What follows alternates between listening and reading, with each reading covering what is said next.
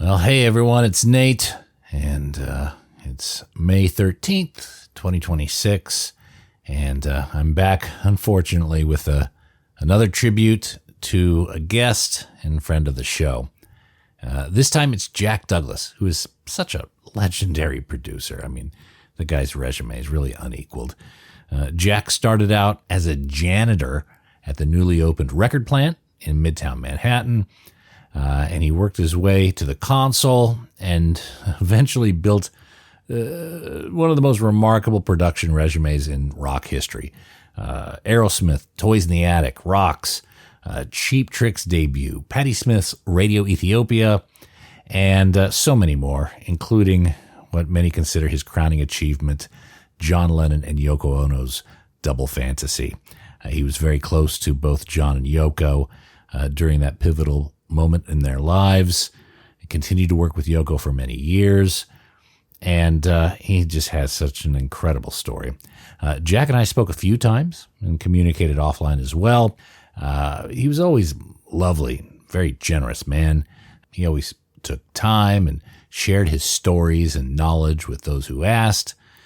I got to know Jack through Aaron Smart of Silverplanes and Make Records, and it's likely one of Jack's final projects. And wow, what a brilliant album. Check out Silverplanes' Airbus album if you have a chance. Jack and I talk a lot about that record here, but we also discuss working with Aerosmith, Cheap Trick. We spend much of the second half of the conversation talking about John Lennon, Yoko Ono, working with them on Double Fantasy, his memories of the two of them, pulling those sessions together, his recollection of December 8th, 1980, and so much more. And if you haven't heard these interviews before, I think you'll hear how marvelous a man Jack was in this conversation. Both of these were recorded in February of 2024. I just put them back to back in full so you can enjoy them unedited. So God rest your soul, Jack Douglas. You've done well, mate. So, from February 2024, here's two back-to-back conversations with the great Jack Douglas. How's that? Ooh, I can actually hear you now. Okay. Nate, hello, Nate. How are you, Jack? I'm okay. I was out. We have snow here. Where are you? I'm in Sydney. We don't have any snow here. Oh boy, we have a lot of snow here. I just pulled in the driveway and ran in here. Oh, man, don't worry. Hey, we got time. If you need to get yourself settled a bit, you need a hot cup of tea before we start. No, I'm good. I'm good. Just going to light this cigar and. Okay. Ladies and gentlemen, This week on the Vinyl Guide, we are very honored to have Mr. Jack Douglas, whose name is probably on many, many of the records that you own, and some that you definitely should, including Silverplanes' Airbus, which is coming out. Yeah. I think April 5th. Is that the date? I think it is. Yeah. If 4 or 5, I'm in Australia, so sometimes that could be March 5th or April. Yeah, but 4 or 5. And there's a single out and a video out now. Let's talk about Silverplanes a bit, because this is a really, really good album, Jack. How did you get involved with Silverplanes? Actually, Aaron Smart was a friend of my son's in the Bay Area when my son was going to college in the Bay Area. He ran into Aaron through a mutual friend, Jesse Kramer, who is Joey's son, of Aerosmith. Joey's son, and then they ended up, I think, renting a house while they were in college. Well, Aaron wasn't in college, and neither was Jesse, but my son was. Sounds like trouble. Yeah. Actually, my son got through it somehow. And then he, at some point, some years later, after my son got established in his business in Los Angeles, he said to me, "You should really meet up with this guy, Aaron Smart. You guys have a lot in common." Well, it turns out that I had worked at a studio on Sunset Boulevard that was in the Los Angeles Athletic Club. It was in the top of the athletic club, and it was in the back. It had been previously in the glory days of Hollywood. It had been a screening room, and it turned into this really great little studio. Had a wonderful old Neve board in it and a nice live room and a ton of gear. And so I worked there, and this is years now before, and there was, there was always rumors about the guy who owned the studio, but I never met him. I never met the guy. It turns out that was Aaron Smart. He owned the studio. I hadn't met him. And then my son arranged to have a meeting because he said Aaron wanted to do some recording. He had a thing of his own going on, and that he would really like to hook up with me. And we met. At the time, I was living on Johnny Depp's estate, and Aaron came over, and we had a meeting, and we were kind of very like-minded. And he said, and you worked in my studio. I said, that was your studio? That was a great studio. He goes, yeah. They turned it back into a screening room, and I had to move out. So I've built a studio in downtown LA, and if we do work, if we do make a record together, that's where we'll do it, in my studio in downtown LA. And I went down there, and there was that board, that great Neve board, and all the outboard was there, and his mic collection, and we started making this record there. It's a gorgeous sounding record, and there's another name that popped out on the credits of this is Jeff Emmerich. Yeah, Jeff was actually booked on our show right before he passed. So it was, but that was in 2018. Yeah. So has this album been sitting idle for 5+ years? Yeah, it has, because we weren't sure what we're going to do with it. We thought we'll put it out at some point, but and Jeff, by the way, was a really dear friend of mine, and so I asked Jeff if he would mix this. He was just a lovely, lovely man, and funny and fun to work with, and we were all quite shocked by his sudden passing. It was terrible, but he worked in a studio in the Valley, and I asked him if he would mix this, and he said, well, he has to listen to it to see if it's right for him. And I played him some of my rough mixes, and he said, absolutely, I'd love to mix this. This is right up my alley. And so, some of the guys who mix this, I would be at the desk with them, but it was, Jeff Emmerich, Shelly Akis, Jay Messina. Right. These are guys that know the business. And I think that's one of the reasons why it's such a beautiful sounding record. We did our best recording it to make it clean and very fidelic, and very true sounding. Well, of course, we had that Neve board, which is, wonderful, and a collection of microphones. And I added my collection of gear to his, and of course, now we've opened a rather large studio in Gardena in Los Angeles. Great big live room, and a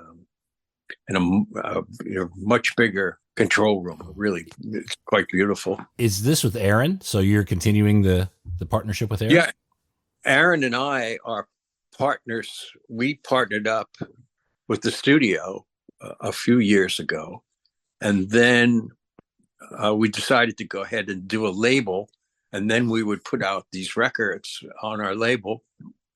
And in the meantime, I became very good friends with a fellow by the name of Douglas Durst. And Mr. Durst is one of the biggest holders of real estate in New York City. And turns out that he is also a rock and roller from way back. He graduated from Berkeley, and he was a hippie and a rock and roller, and then took over. It's a family business, and took over this giant real estate firm in Manhattan. And we were talking. He was in Los Angeles, and he sent me a text saying, "Are you in LA?" And I said, "Yeah." And he goes, "Come on over to the Bel Air, and we'll have dinner." And while we were having that meeting, we decided to do a label together. So it was about 6 months of contract work, and then we brought Make Records, which was Aaron's company, in with mine, which is Confidential Records, under Douglas's umbrella. So we have a real record company, Okay. and we have four artists signed between Make and myself. We have Robin Taylor Zander, who's the son of Robin Zander from Cheap Trick. We have Ellie Lowe, who's kind of a torchy Atlanta Southern girl pop singer. We have Aaron on Make Records, and we have the Detroit Youth Choir, who is now doing a mini series on the Disney Plus. You're aware probably of Robin Taylor Zander. Yes, absolutely. Okay. Yeah. Yes, that's a really good record as well. I don't know if you've had a chance to hear it. I have not, but look, after Silverplanes, let me just say this label has my full attention. Yeah, I mean, check it out. I mean, first of all, the thing that we're interested the most is real quality. Besides being a very an artist centric label, we partner with. We don't give. Here's 12% of retail. But we partner completely 50-50 with the artist. Mm-hmm. So that's what we're about. We may not make the kind of money that a major label will make, but we really love doing it, and we feel that at some point we'll break even and then make money on it. But everyone will make money with us: the writers, the producers, and particularly the artist. You're thinking long term. Oh, absolutely. Yeah. Okay. All right. So that's a unique record label in itself, right there. Yeah. That's how we feel about it, and we're very fussy about who we sign, and Aaron, Make Records and Confidential Records act independently. I'm the president of Confidential, and Aaron's the president of Make. But we're under one umbrella, and we work hand in hand on everything. Aaron gets an equal vote on what I'm doing in Confidential, but I'm more likely to bring something to the label that's different from what Aaron will bring.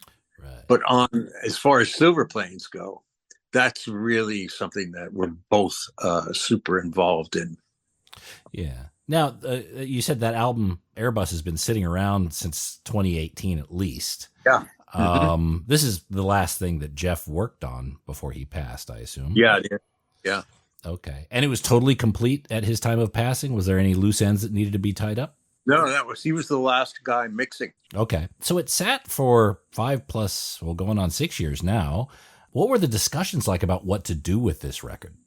Well, first of all, so by the time we started to get serious about what we were going to do with it, there was a pandemic. And so we all laid low for 2 years. Basically, I wasn't going out to LA. Aaron wasn't coming here.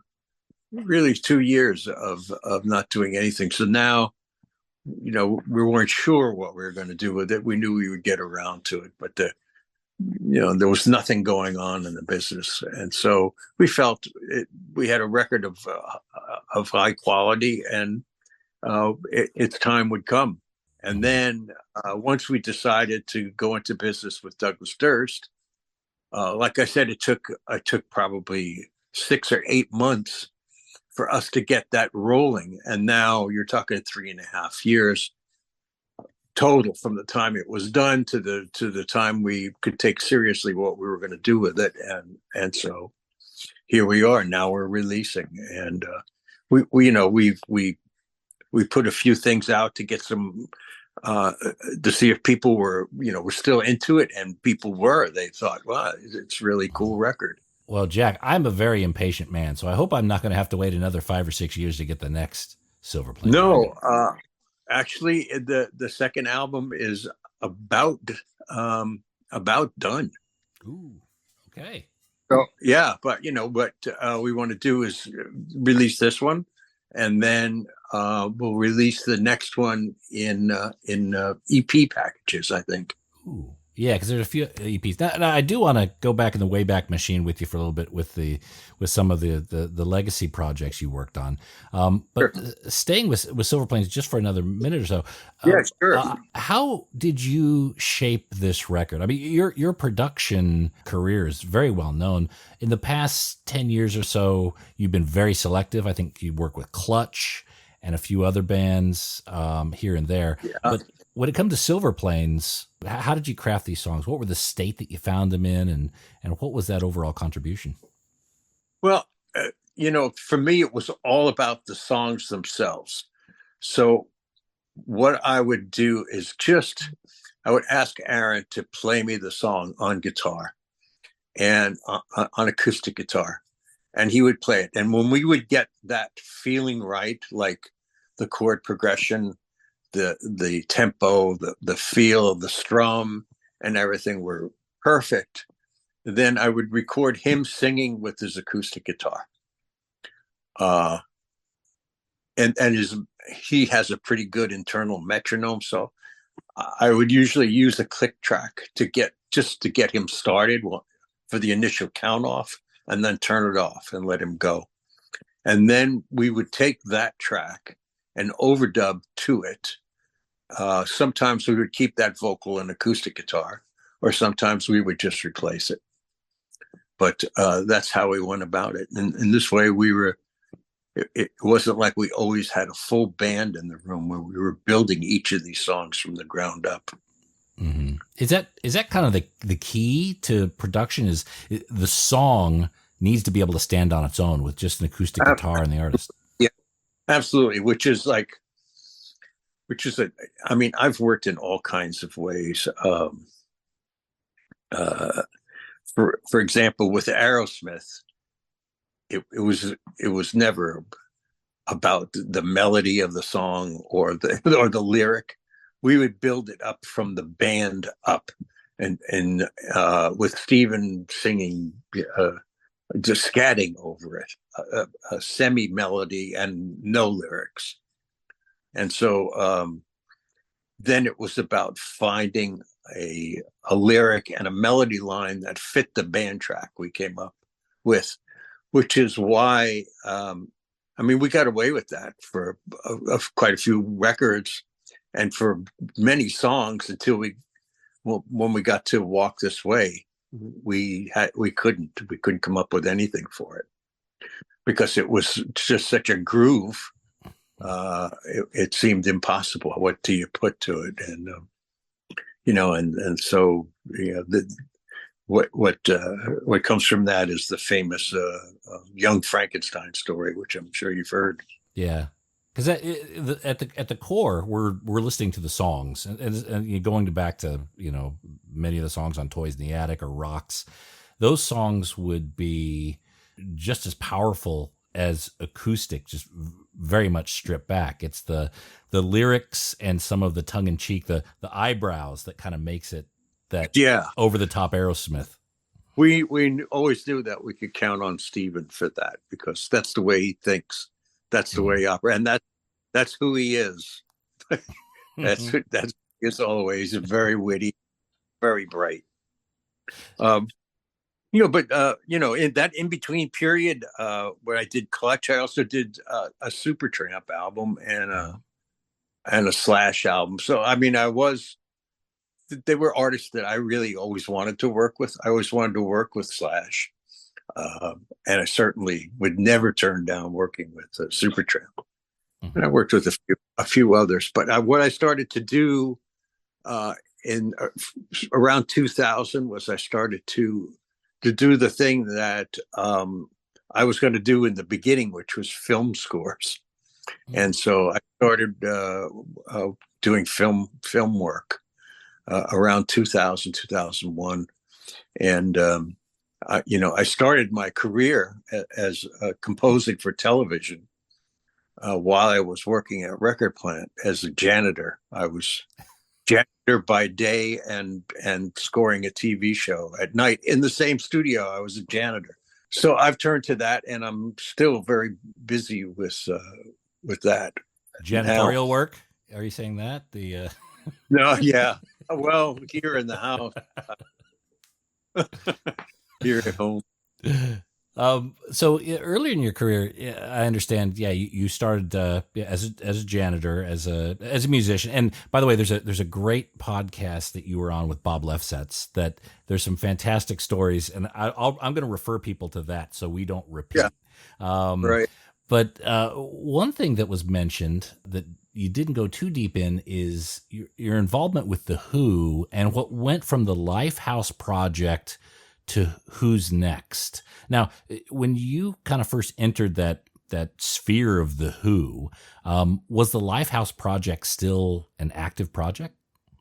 There was no name for this project that we were doing, and so I mean, it was just tracks that Pete wanted to do with the band, and and then and then to my surprise, it became Who's Next. You know, not the tracks that I did with him, but the tracks that were re-recorded note for note. Sometimes I think I hear what we did, but in there, but probably not. But I think they released a package some time ago that may have some of that New York stuff on it.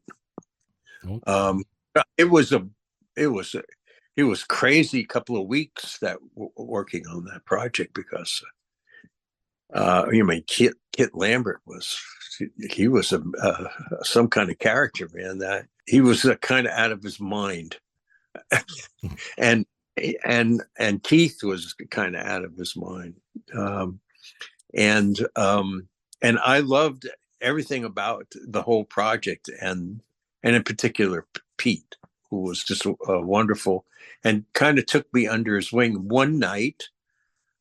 He brought me out to Forest Hills because he wanted me to do the live sound and just get the same sounds live that I was getting in the studio.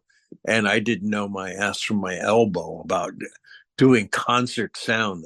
And lucky for me, his own crew saved me because it was, I would have been lost. But they would take me out every night we would finish like at midnight or 1, and then we would go out after that.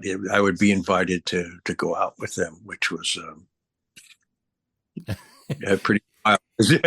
I mean, throughout your career, you've dealt with some pretty, we'll say, eccentric people, and you just mentioned Kit Lambert, Keith Moon, Phil Spector. You work with. You were involved. You were around with John's Lost Weekend.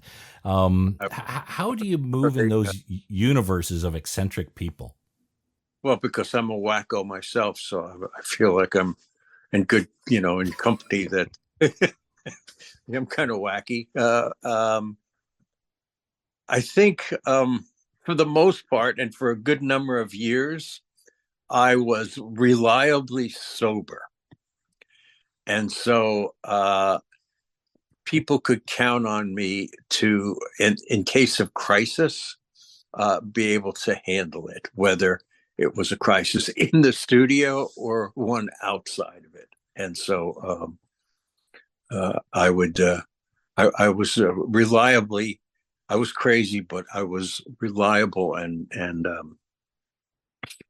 a sober person. Not like I was an AA or anything, but I was never over the top. You drove the getaway car.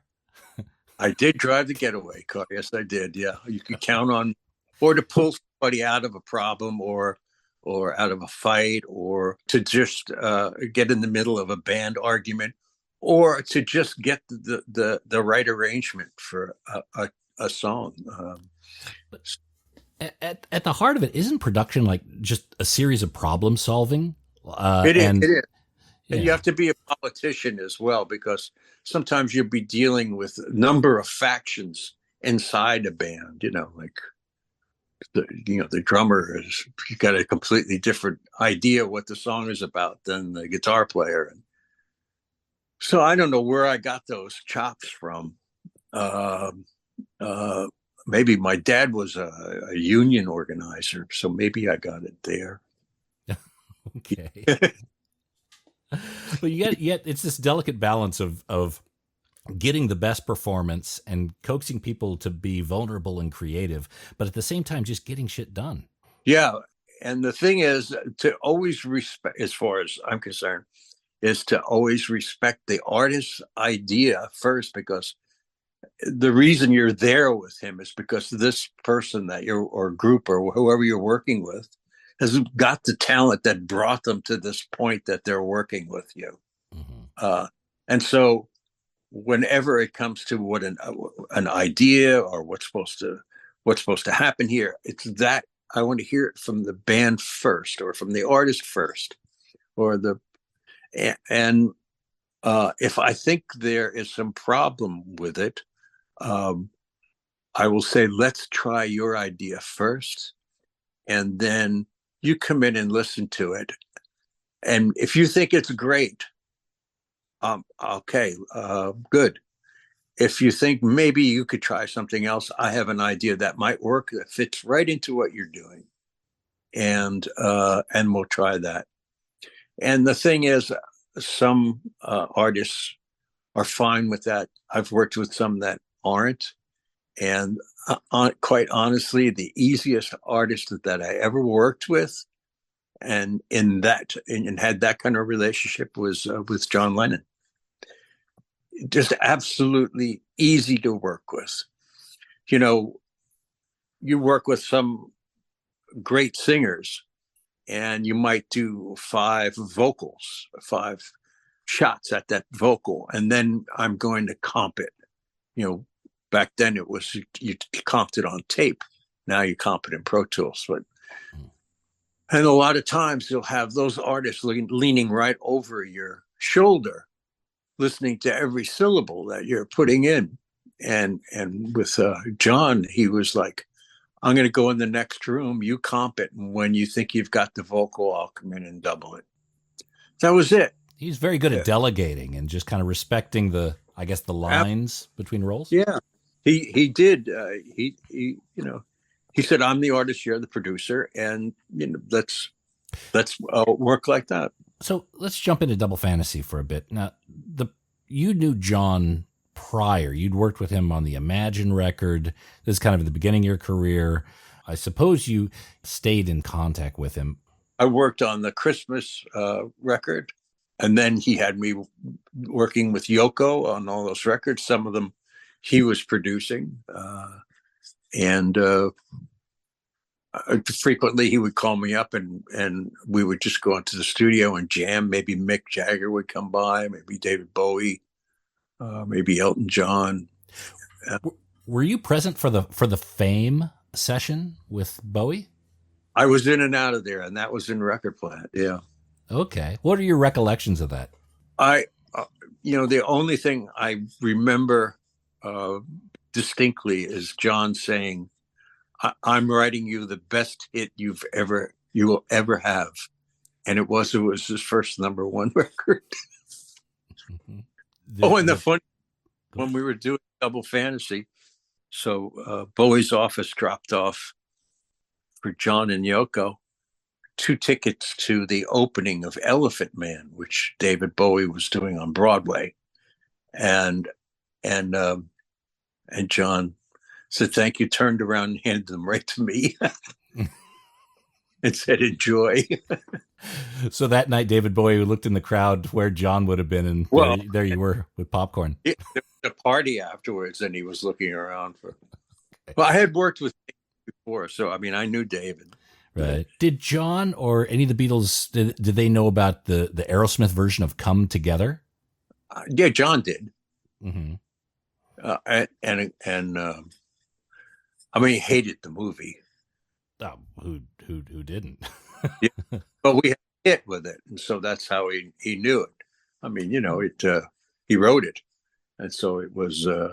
He was very aware of it, and so who had a hit with it. Yeah, I liked it, and of course, I produced it, and George and Jeff mixed it. All right, so you've known Jeff for years and years. Then you go way back with Jeff, yeah. Yeah, I do. In fact, after that, George Martin invited me over to work at Air Studios because I had some chrysalis dates coming up. And Chrysalis then owned Air Studios. And so he said, come over. And I had a whole bunch of English work, that including Frankie Miller, a bunch of things I could produce while I was in England. So I could stay for 6, 8 months if I wanted and work continuously at Air Studios. And he said, I'm going to hook you up. George said, I'm going to hook you up. It'll be fine. You're going to love it. And so I arrived, and he had provided a beautiful flat in Kensington Gardens for me. And he said, and there's a car outside for you to use. And I went downside and I looked around. I didn't see anything but a Morgan. I don't know if you know what that is. That is a beautiful sports car. And I went back upstairs and I rung him up and I said, the only thing down there is a Morgan. He said, yeah, that's yours. So he treated me great. And, we had, with Aerosmith, we had worked at Air Studios. So I got a feel for it, and I loved it. It was wonderful. And so I did a bunch of records there for a while and just had a great time with George. And we were there for Christmas. My wife came over, and it was just there was an Air Christmas party, and Jeff Beck played at it. And it was just a wonderful thing to be there. Of course, England at Christmas time. Can't beat it. So you've worked with all the Beatles. Have you worked with George on Concert for Bangladesh? Right. John, obviously. Ringo, I'm assuming there's some Ringo sessions in there. Yeah, I did. I did I brought that Grow Old With Me to him. I'd asked, I call him Richard, by the way, not Ringo. He's Richard to me. But we'll call him Ringo for. He still insists I call him Ringo. Sorry, it's Okay. So I asked him one day if he had ever heard the tape that John had given me. He gave me a bunch of cassettes that had all of the material, some of it which is coming out now, and it was all stuff that I was to consider. It was stuff he had written over the years, and some of it he had written in. While he was in Bermuda, and like Real Love was on there. Okay, but anyway, Freeze a Bird and Now and Then, maybe. Yeah. And each of these songs had a narration before it or after it, and John had told me that the plan was, although they were waiting for George to make up his mind that he was going to do it, but there was a plan that George and John and Paul would be a backup band for Ringo's album. And that was going to be in the works. And some of these songs that he sent me, he thought were going to be for Richard Starkey.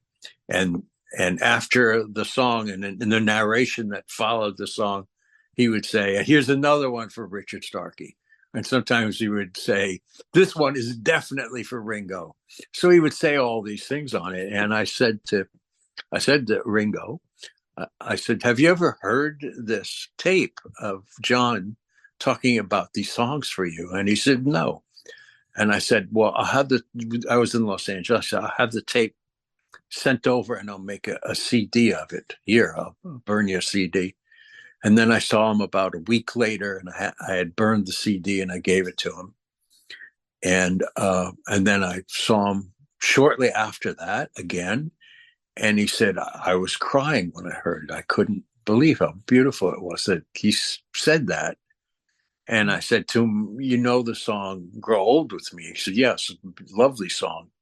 And I said, why don't we do it? And I'll do all the strings. I'll do everything. I'll do it all for free. And so he got Joe Walsh. And Paul came into town and himself on drums. Cut the track. I did all the strings. We went into, this was done up at his studio. Then we went to United Studios and we cut the strings. I did the arrangement for a double string quartet and accordion, which is a nice mix when the accordion doubles the strings. And we did that track, and it's on maybe one or two albums back. Wow. Grow Old with Me. It's Barbara's favorite song that he's ever done. But the thing I have to say, which he didn't notice when we were doing it, is that, and he's spoken about this in public. He said that Jack Douglas, all four of us are on that song. And here's how that goes. John wrote it. Paul's singing and playing bass on it. And in the string arrangement, I put Here Comes the Sun. The string line is playing the melody of Here Comes the Sun. And he finally heard it. It's just kind of hidden enough in there, so you don't hear it right away, but there it is. So he was thrilled that all four people are represented in that song. Ah, that's beautiful. And the fact you still have those original tapes, those tapes that were the demos for Double Fantasy, yeah? Yeah. It's two cassettes. Now, going into Double Fantasy, the prime directive, I guess, of that, John wanted to make a statement. He's back. What other statements did he want to make besides that?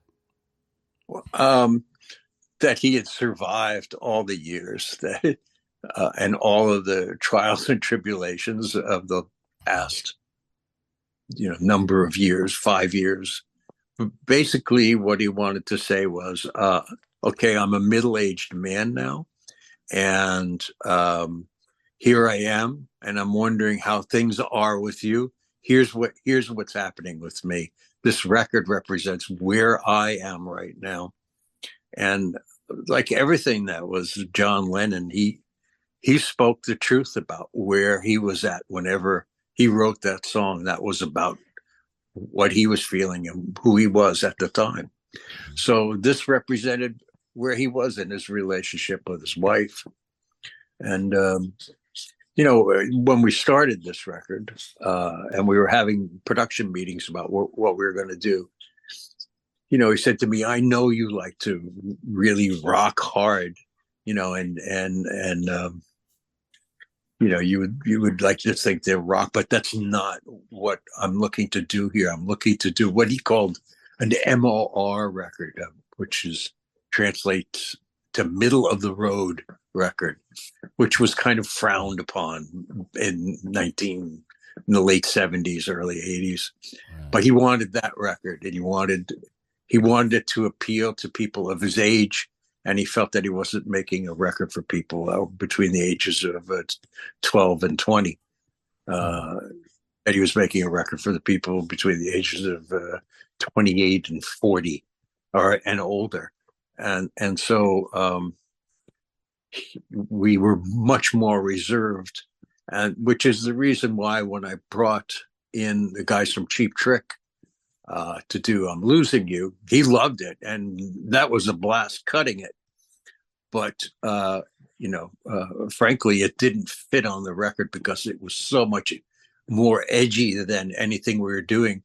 So I re-recorded it with the band I had put together to work with him.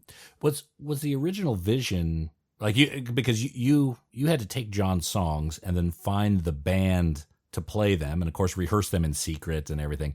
But yeah, was the original thought, because you've been working with Cheap Trick, maybe we have Rick and Boone come in and they could be the band. That was the band before the Tony Levin, Earl Slick version.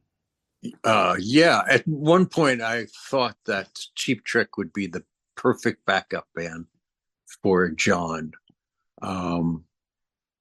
They had a great work ethic, and they loved him, and they loved the Beatles, and they were extremely Beatle influenced, and it would have been a great match. And he loved Rick as well, and Bunny. But as much as I thought about that in the beginning, I knew that I would have to put together a band of his contemporaries, and that's what he wanted. And I knew, Hugh McCracken and Andy Newmark and Tony Levin and that crew would be the only wild card was Earl Slick, who I never invited to rehearsal.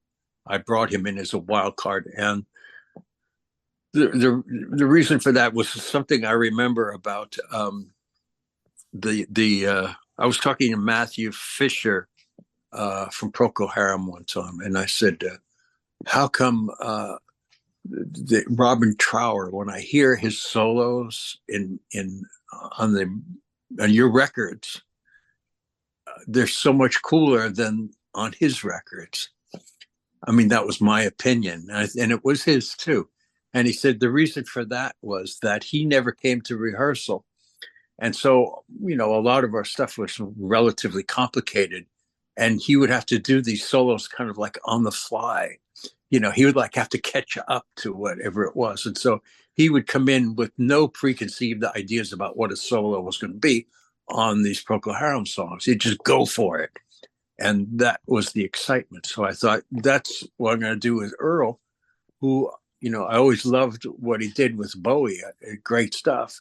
And I thought he'll be the wild card. It was funny, and he was thrilled to do it. And Earl's a great guy and easy to work with and fun. When I got in there, I had it set up so that John was in a booth playing and singing so he could drive the rhythm section. And I had Earl sitting next to Hugh McCracken, who had already worked with Paul and had worked with John as well. I had charted all of the songs. And I went out and I put the sheet music on for the particular song we were doing. I put the sheet music on the music stands. And there's one on Huey's and one on Earl's. And so Huey said to Earl, "What's that over there?" And Earl turned around, and Huey turned his sheet music upside down. And Earl does not read music. So now we count off the song, and they're starting to play, and Earl's like, he's just kind of trying to catch up. And he's making believe that he's reading the music, and and so we stop. And, John's like, "What's going on out there?" And so Huey says, "No, just a little problem here," and he turns over Earl's music, and of course, there's hilarity and everyone's laughing, and now Earl's comfortable with the scene, and everyone else is too. But I told him, just go for it. When you hear something, just go for it. Don't worry about playing the chords. When you hear a lick that you can throw it in. When you don't. And it worked out really great. There's that one part at the end of Watching the Wheels, which it sticks in my head. It almost, the song at the very end kind of almost drips into this spaghetti Western kind of motif. Do you have a story around that change? What I did on the end of it was I dried it up, and I think the last thing you hear is Tony Levin's part, and maybe the marimbas, a little bit of marimbas, and then it goes into a bit of a dreamscape. Yeah. And you see those dreamscapes that are in the record are things that John just allowed me to do. He might leave and say, "Do a dreamscape here." And then I would do it, and you come back in the next day and go, "Oh, I love it. It's great." It's the only thing that happened on that one, because you hear the sea coming in and the ocean. You hear kids laughing, and faintly off in the distance, there's a dog barking, and you really have to tune in for that. And Yoko turned to me and she said, "Dogs are bad luck." What do you do with that? Okay. But the other one is the beginning of "I'm Your Angel." Mm-hmm. What on this one, John said, why don't we ride in a carriage in Central Park to the Palm Court at the Plaza, and we'll have the song started in the Palm Court. So we take you on that trip. And he wanted, as you're walking into the plaza, he wanted there to be a beggar man on the street, and that's him, and he's going, and what he says in there is, but I don't know if it's even audible. He says, "You got a lucky face," which is something he always used to say to me from day one, from the first day we met.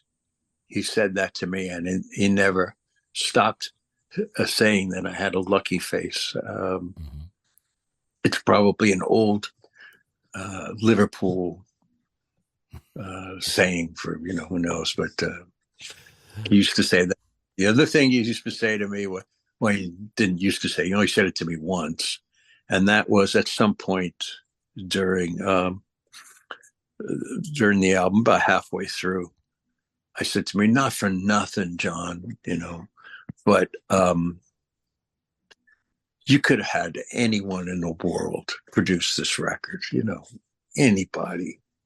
It's your comeback record. So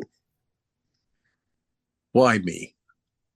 What a terribly insecure question to ask, but I had to ask it. And he put his fingers like up over his head like this, and he said, "Good antenna. That's all you need, and you got it." So what I had learned working with him previously over the years and watching him work was that he was very impatient, and that if you got stuck somewhere, he could lose it quite easily, or it would just start to build up. And I always stayed 1 or 2 steps ahead of him, which was something that was taught to me by Roy Cicala, who was my mentor at Record Plant and an incredible engineer. And he said to me, always stay 1 or 2. This is when I was assisting him. He said, stay 1 or 2 beats ahead of me and 3 or 4 ahead of the client. And he taught me to do that. And that's something that works really well. And I think I brought that to everything that I did, was trying to stay ahead of it. But I particularly used that with John and Yoko. I learned to use it with Yoko when I was working on those few albums, which made her very comfortable because I could anticipate what she wanted to do next. And that's, I guess, if I could understand that right, it really is being aware, reading the room, and almost understanding what the person is thinking so you can have a response ready. Exactly. Yeah. Okay. That's why the end, good antenna.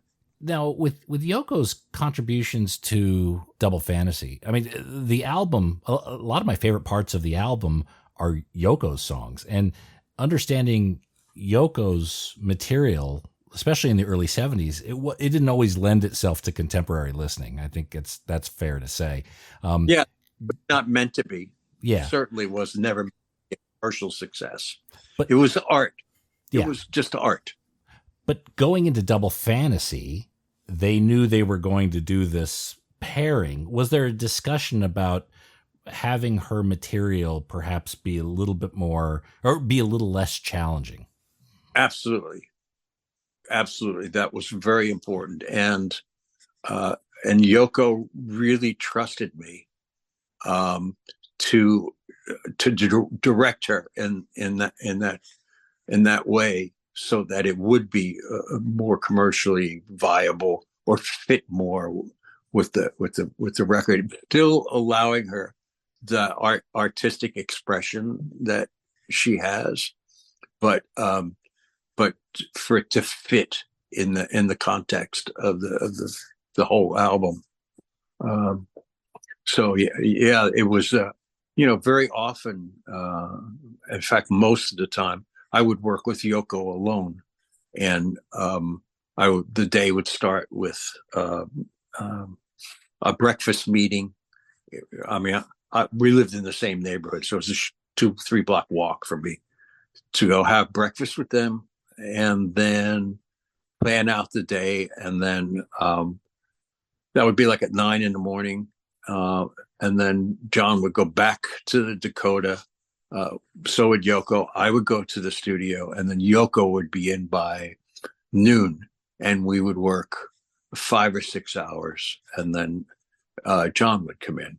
And then Yoko was more comfortable because if John heard a flat note or something with the time that was off, he would be critical of her. And I would be much more patient.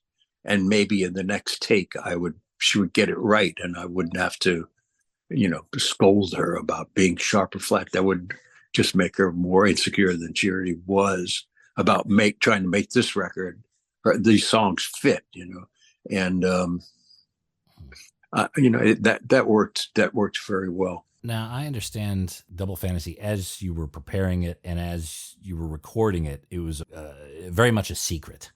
Yeah. And during the recording, especially during the early parts, would you have to almost sneak John in or Yoko in? What kind of, I guess, subterfuge was required to keep that secret?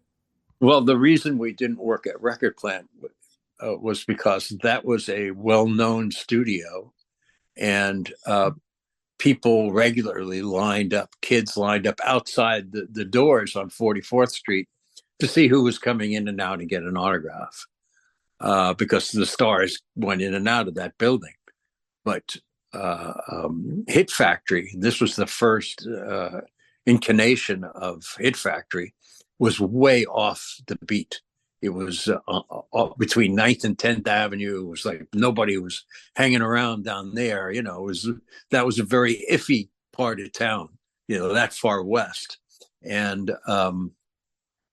so you could go in and out of that building, and, maybe the occasional wino would see you, but there wasn't anybody. There were no tourists. There was nothing going on there. So I knew I could get them in and out of that building without being seen, and it worked until they announced they were doing it, and we were found out, and then there would be some people, but not as many people as would be outside Dakota when they found out we were making a record. Right. And it wasn't until after, I think, the vocal on Watching the Wheels that John told Yoko to go ahead and announce we were doing it. And how did that announcement happen? Like, did the recording process change in any way or afterward? Not at all. No, John said, "Mother, tell the world we're making a record." He shouted out.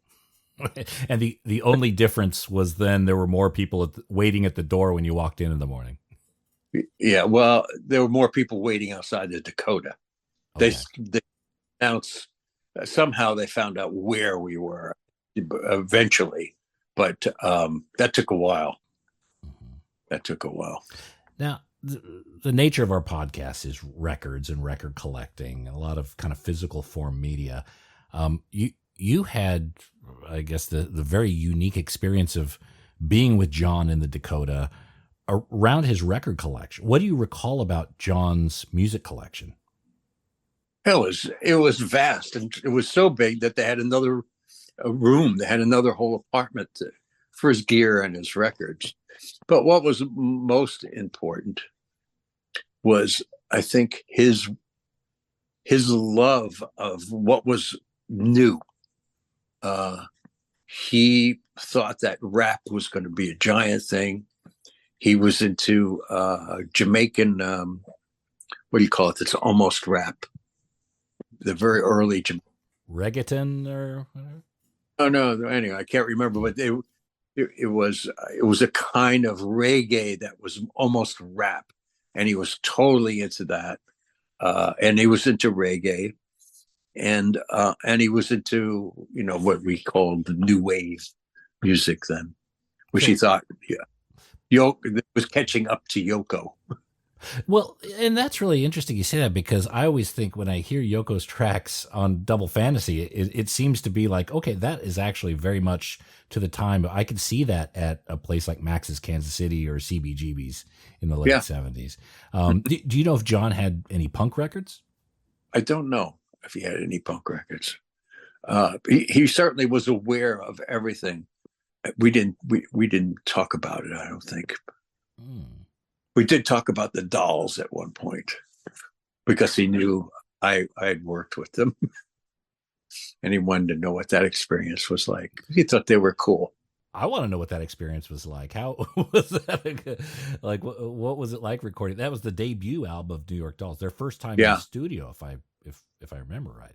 yeah, it was. I mean, I knew them because I lived downtown and I knew the scene there. I knew Patty and Lou and the dolls, and that's why I was probably put on as the engineer. But Todd didn't like them at all. It Mhm. was that wasn't a good relationship. I remember we were doing, I think, either personality crisis or trash, and David um, was in the vocal booth and he was singing live, and the band is banging away. And Todd's going, "God, this is awful." And I'm saying, "Well, I said it's unique. There's something about when they play together. It's kind of a special kind of noise that's refreshing." Mhm. And David came in. The band came into the control room, and David is very sharp and he's smart. Um, and and Todd, not knowing what else to say, said, "Well, that's going to be beautiful. We're going to put harmony on that, and it'll be great." And David said to him, "Harmony? Are you accusing me of having melody?" And that was like taken seriously. And Todd didn't show up quite a bit. We had to run interference for Mercury Records so they wouldn't know that the patients were running the asylum. But we got that record done, and Todd came in and we mixed it in a few days. Um, and I was digging it, uh, and the and David Krebs was managing Lieber Krebs. They were managing the dolls. That was their big act. Mhm. Uh, and David said, "Look, I know you pulled this thing together to make it happen. Uh, of course, we're going to give you a large credit on the album as engineer."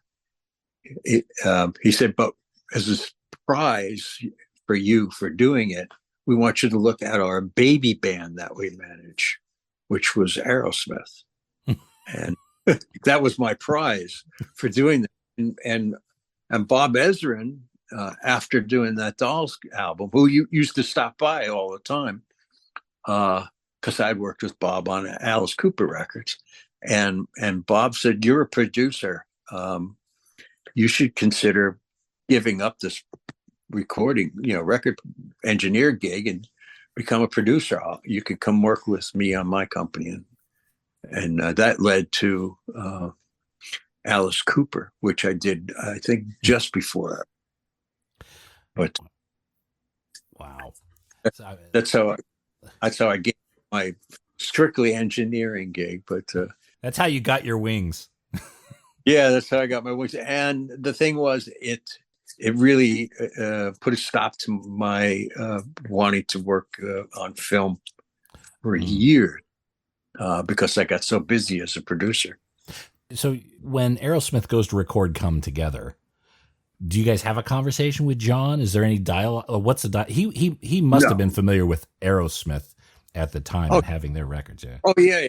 He we met up in a coffee shop quite accidentally some a year or two before Double Fantasy, and he said to me, "Wow, you're really on top of the world, aren't you?" And he was aware of everything I was doing. And he read Billboard, and he was on top. He knew what was going on. Um, he invited me over to his house. He gave me his private number, and I didn't bother him because, I had read he was a house husband and he was baking bread, and I didn't want to.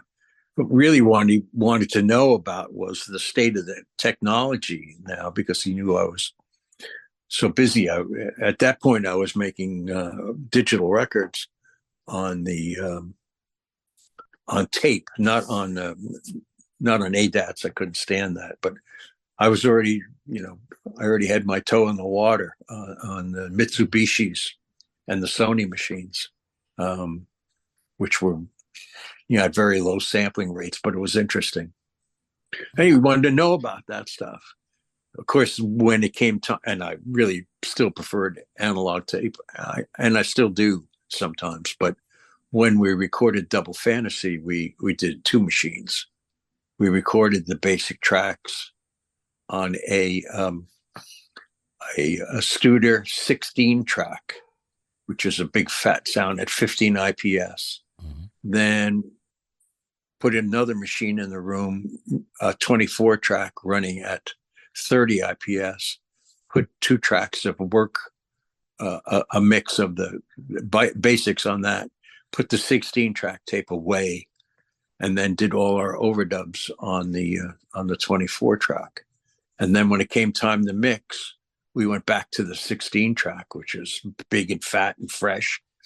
And we ran the two machines together, and that makes a really glorious sound. That's great. So you didn't incur the generational loss from doing the overdubs and working with the tape day in, day out. You had the fresh generation ready. That tape was only run across the heads a few times until we mixed. Now, with Aerosmith, I don't think Double Fantasy did this. Maybe you did, but with Aerosmith, there were stereo and quad mixes. Yeah. Can you walk us through a little bit about how you would approach them, the quads? Cool. At Studio A at Record Plant had a quad set up, and we were always confused because there were any number. It's just like the Dolby Atmos and the Sony systems now, two totally different codes for those things. So then at that time we had there were a number. It was like Betamax and VHS. There were two different kinds of systems, so we would just record on a 4-track. We would mix onto a 4-track and let whoever was going to do the conversions to their system of quad take care of the rest. It was really the most fun was because it was a quad control room. The most fun was just mixing it in quad. We never took it seriously because we thought it was just a thing that was going to fly by. What we found more challenging was mixing for AM radio, which at the time was mono. So you could do your album mix for FM radio, that was fine. But if you didn't do a tight, almost mono mix for radio, the outer edges of the mix went down 3 dB, and the center, whatever's in the center, came up 3 dB. So you had very loud vocals and drums and very little guitars. So that was always a challenge. And the other challenge during this whole period was putting those records, that music onto a disc. That became a science and an art and a science, because the outside of the disc is got more bottom and louder than the inside of the disc, which is turning faster and has a smaller circumference. So you had to really think about how you laid a record out. And the thing was, in my head, when I was recording the songs, I always wanted the album to kind of have a story to tell in some way, so that when you were listening to it, you were taken from one song to the next, and you felt like you belonged in this next song because of what preceded it.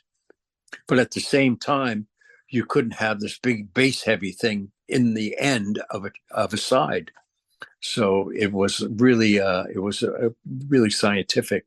So you could, start with a thing like Back in the Saddle, which is dead heavy, and end with I don't know if that was You See Me Crying, B-side ending.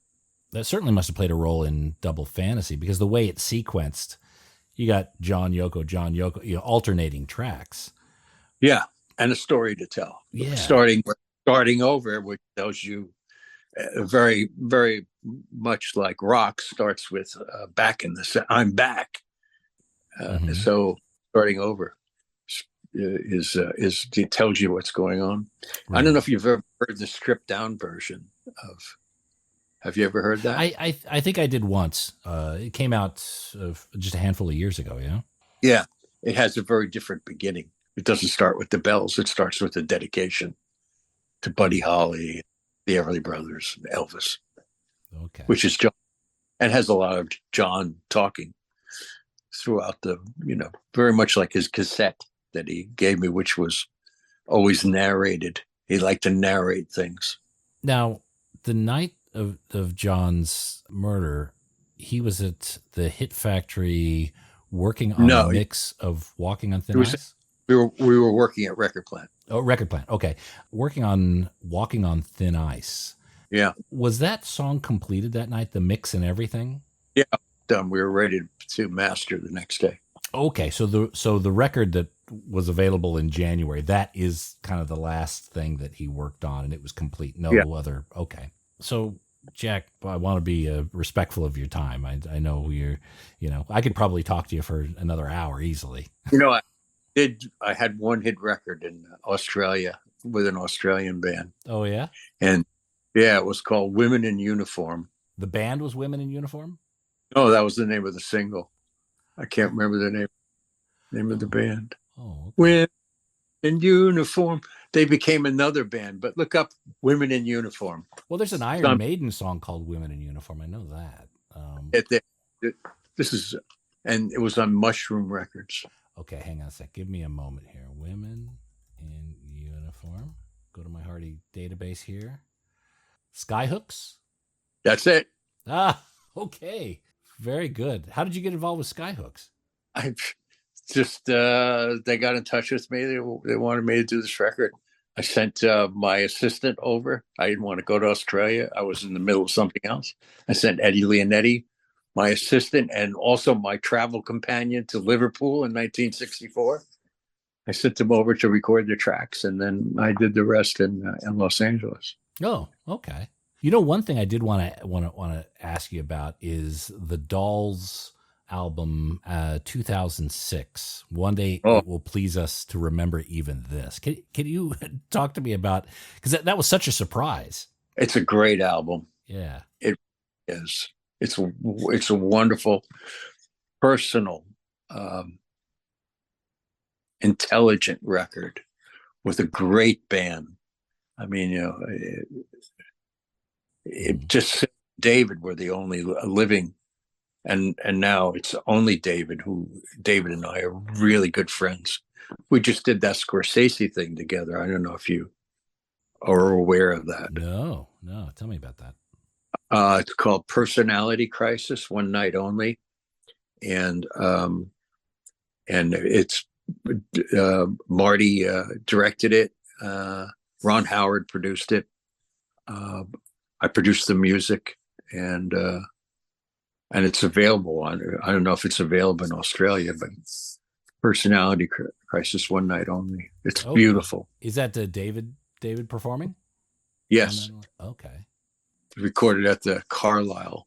It's Carlisle Cafe. Okay. Yeah, it's absolutely beautiful piece of work, and Marty is amazing to work with. Oh, Jack, thank you so much for joining us here. And again, I could probably talk to you for another hour or two. We barely scratched the surface of Cheap Trick and other albums, but hopefully there'll be another time for that. We could talk about Patty an hour. We could, absolutely. So we'll schedule in a part 2 here in the coming weeks or months. I do want to recommend people check out Silverplanes, the album Airbus. There is the album's coming out in April. Look, there's a single out right now, and people can check that out. And the video, it's a great album. Again, Jack, thank you so much for spending time with us. And I'm so glad that you were eventually promoted from janitor to making those records that we love and collect, mate. Thank you. So one of the things I wanted to revisit about John Lennon's record collection, because you had spent time with John at the Dakota. You mentioned he had a whole room of records that was just dedicated to music.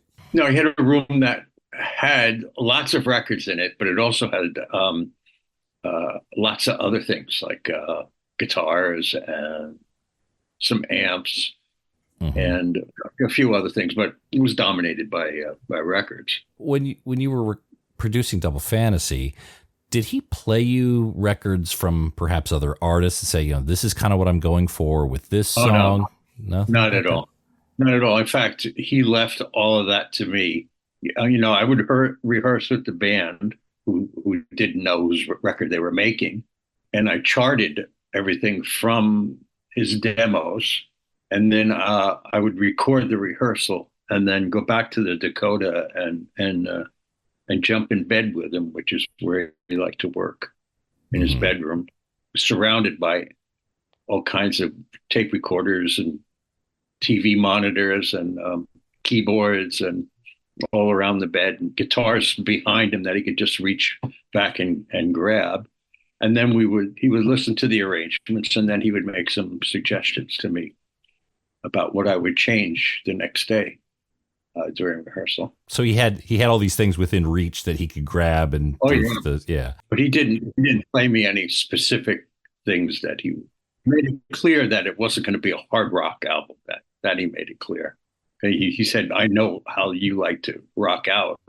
I know from the albums that you do that you like to rock out hard, but this is not a hard rock album. This is a what he called an MOR record, middle of the road." Right. For 30 to 40-year-olds and older. So when you brought in the guys from Cheap Trick, you were just kind of feeling out the edges, exactly what he wanted in terms of No, that was well into the record. I already knew what we were doing. But I thought that particular song, "I'm Losing You," would sound great with more of an edge on it. And when I told them that I was going to invite these guys, it was funny because they were in Montserrat working with George Martin, who I knew well. So I called George and I said, "Listen, I've got your guy. Can I borrow my guys?" And he said, "Absolutely." And John flew them up from Montserrat, and he just had fun working with them that day because it was a whole other kind of scene. Not that the other guys weren't fun to work with, but this was, just more brought him back to where he came from. And Rick Nielsen and Bunny, and I don't think I've ever seen a picture of them together with John. No, I don't think there might have been some pictures taken, but I don't recall ever seeing them myself. Though I have seen many pictures of John with the guitar that Rick gave him. Oh, Rick gave him a guitar? No. Well, it's a great story. So, like any guitar player that I've ever worked with, they bring all of their guitars to the session. So they were just, they were lined up outside in the studio.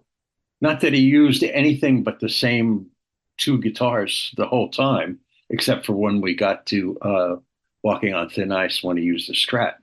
But otherwise, it was the Ovation acoustic and that strange-looking Sardonicus or whatever it was called with the rails. So, pretty much, I think there were only about 5 made. And he liked that guitar, and that sounded great also. But he had all his guitars out there. And at one point I said to him, "Do you mind if I take a look at what else you brought?" And he said, no, go ahead. So I went out, and there was a shorter case. I mean, there was there was a couple of Les Pauls, there were a couple more really nice acoustics, like J60, and all the Beatles stuff you usually see. But the shorter case was the one that intrigued me, and I opened it up, and it was the Black Ricky, and you could see that it had been repaired a number of times, but very well, like a headstock break and some other things that had been repaired over time. And I picked it up, and when I turned it over to look at the back of it, the tape to the back was the Shea Stadium set list. And and it was like holding this iconic thing in my hand. It was amazing. So Rick, who's a big guitar freak, has an amazing collection of guitars. It's 2 vaults worth. And so when Rick was there, I said, Rick, you got to see this. Come on, I'll take a look at John's collection. He went right to the little case, knowing that it might possibly be the Ricky. And he opened it up, and there it was, a beautiful old black Ricky in there. And I said, pick it up. He said, you think John will mind? I said, no, you won't mind. Go ahead, pick it up. And when he turned it over and he saw the set list on it, I thought he was going to pee himself. And so later he went out and he took some measurements of it and photographed it a few times. And then about a month later, we're in the studio and this box arrives, and it's from Rick Nielsen to John Lennon. John gets excited and he opens it up, and it's an all-white Hamer that Rick had made for John. And it was John Lennon model 001. And it was absolutely gorgeous, all white. And it had John's signature on it, which Rick had either traced or somehow had made from the check that John gave him for playing on the sessions, which Rick, of course, never cashed. I think it was a check for $1,000 or something, and Rick never cashed it, but got the signature off it and put it on the guitar. And that was in red mother of pearl, and it looked amazing. And John just flipped out. He loved it. He didn't play it because he thought it was too special. I think it's in the Rock and Roll Hall of Fame now. And I've seen some great pictures of him holding it up that day when he got it. He was so thrilled, and it was the exact same measurement and size as the Black Ricky, because John had smaller hands, and so the neck was exactly like the Ricky. The scale of it was more like a 3/4 guitar, full guitar. It's beautiful. I understand on the day. Now I've heard the version of "I'm Losing You." I also understand there was a version of "I'm Moving On" that was recorded. Yes. Yeah. I think that's available. Is that yeah? I've been trying to find that. So in a box set with a lot of other stuff. Okay. Any other tracks that were recorded that day? Not with them. No. I mean, it took quite a while. It took quite a while to get "I'm Losing You," because the whole that got worked out between jamming between Rick and John and Tony Levin. So they bounced it around for a few hours before we recorded it, just having fun really with it. Right. Now, the funny thing was when I said that Cheap Trick was coming to play, members of Cheap Trick were coming to play, he wasn't quite sure who Cheap Trick was. And when Rick walked in the room, John said to him, "Oh, it's you." Because John, of course, would have been familiar with them, certainly through your work, and they were popular. Just slipped his mind, when I said Cheap Trick's members of Cheap Trick are going to play on. Oh, okay. So with John's records, do you remember kind of the sort of music he was listening to? Any sort of records that he would have out quite a bit or play frequently? I never watched him play records in his house, but I know that he was very familiar with reggae and early hip hop, and not so much punk, but the whole catalog of it, all English rock. Yeah, and we kept my radio, my Sony Blaster, on the console because I like to listen through it to see where I was. It was very critical, so I could tell if I had enough bottom and top. laptop, and I'd listen to it. And when we weren't working, he would switch on the over to FM radio, WNEW, and listen to the radio when we weren't doing anything. And if a Beatle record came on, which did frequently, he would tell you everything that happened that day while that song was being made, and go on and on about how it was his band and how much he loved it. So he looked back on Beatles at that time with immense fondness, it sounds like. Yes, but he also said that he would love to do those songs over again. Okay. He said to me, if I could, he said, I'd do Strawberry Fields over again. I said, you got to be kidding me. I mean, it's perfection. He said, to you it is, but to me it isn't. Did he explain why? Did he? No, he just wanted to do it again. Listen, I've worked with a lot of artists. Steven Tyler has even said to me, I'd love to do Sweet Emotion again. And I'm like, really? Why? It's like they all think that it could be done better. And I suffer from the same thing when I hear my songs on the radio, things that I've gone. If I'd just done one or two more mixes, I think I would have gotten exactly where I wanted it. But I'm always ready to accept. Listen, when I hear anything, I accept that for what it is. It's like when you listen to the Stones, it's out of tune sometimes, and it's sloppy, and it's good, and I accept it for what it is. I accept everything that I hear as that's what it is. Mm-hmm. So I accept my own work as well, and not obsess about it. Yeah, well, a lot of artists, I think, do that. They'll focus on the areas that they weren't comfortable with, and maybe miss what the rest of us are getting when we listen to it complete without that background, without that. Right. History. That one thing. Now, of course, you can make perfect records, and I don't like it. To me, it takes a lot out of it. Right. Was there anything about Double Fantasy that John or Yoko or yourself thought you'd want to revisit? Like once it was mastered in like October of 1980? No, there was nothing on it. I mean, we knew we were going back to what became Milk and Honey, because those were just live vocals. And so, that was work to be done. But no, we had it down. We thought it was where we wanted it to be. The tracks that became Milk and Honey at the time, were those considered outtakes, or were those work in progress?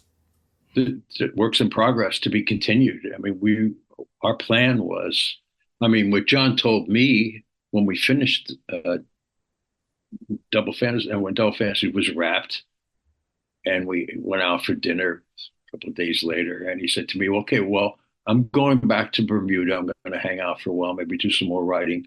And then right around the first of the year, we'll get back to what we have to do. So I said, great. And I thought he was not going to be back. And then he called me up. And I said, you in Bermuda? He said, no. I'm in New York. I want to go back in the studio to do some more work, which was when we went in for Milk and Honey. I'm sorry, Walking on Thin Ice. Luckily for me, every song had live vocals on it. So all of those tracks you hear on Milk and Honey, those are all the live vocals. Now, I know we talked about him on his last day working on Walking on Thin Ice. But that was recorded prior to the 8th of December. 8th of December was just a mix down. Is that right? 8th of December, we finished mixing it. Yeah. But it was recorded in the days or weeks before.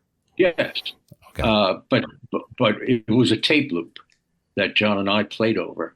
Mm-hmm. That was never anything that was going to be. It was a bit of a jam, and then we made tape loops of it, and then overdubbed it. There were no other musicians involved in that record at all except John and I. Oh, okay. So the backing band wasn't part of that track. The backing band had already jammed to that, something that turned into that track after we did drum loops. bass riffs. If you can you walk me through what that last day with John was like? It was great. He was doing interviews. Primarily, we knew that we had the mix. So that day we were just going over to see if there was any little updates or anything that we wanted to do on it. We were now back at Record Plant from Hit Factory, and in the mix room, which is where we did all the work on that. It was in the mix room. There was a booth for Yoko to do vocals, and any bass or guitar instruments were played directly at the board. So I think maybe we did one or two updates on it, minor things. Basically, it was a day of press, people coming in to listen, him doing interviews, and then when everyone left, we went through it one more time, and then I called George Marino, said we'll be in at 9 a.m. to master, and I walked John and Yoko to the elevator and said good night. See you in the morning. More of a celebratory day because we were very happy with what we had. Well, what was the idea for Walking on Thin Ice? Was it going to be a single? Was it going to be part of Milk and what would have been the next album? It was the idea that John had that Yoko could do something that was so cool that it would rocket her up the charts with a single. Was her own platform away from John. Absolutely. Yeah, absolutely. Okay. So it was a very basic melody and lyric, but the spoken word part in it was really cool, and it was also a good dance tune. So it got played in the discos quite a bit. Yeah, I really like Yoko's contributions to Double Fantasy. I think they're amongst the most interesting moments of the album. And Walking on Thin Ice feels like that as well. Yeah, even one step further, actually, because she was doing so much spoken word in it. Interesting. The the track Kiss, Kiss, Kiss. I have vivid memories of listening to the tape of Double Fantasy in the car with my parents and having to fast forward the end of that song because of the the orgasmic portion of it. What was recording that moment like? Well, we built a box for her to get in, so she would feel free to give herself an orgasm without us looking at her. Mm-hmm. It's a real or authentic orgasm. But we couldn't see her. We built a little house out of gobos, and she got in it, and then we recorded that piece, the end. So that's a lot of planning. At some point, it's like, okay, we want an orgasm on this song. How are we going to achieve it?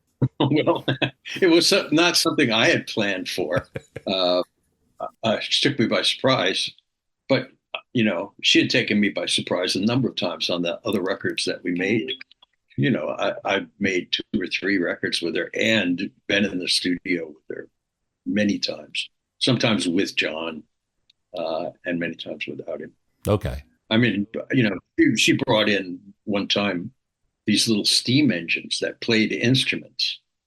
So there would be like this little steam engine, you put water in it, fired it up, and the arm on it was playing a tiny violin.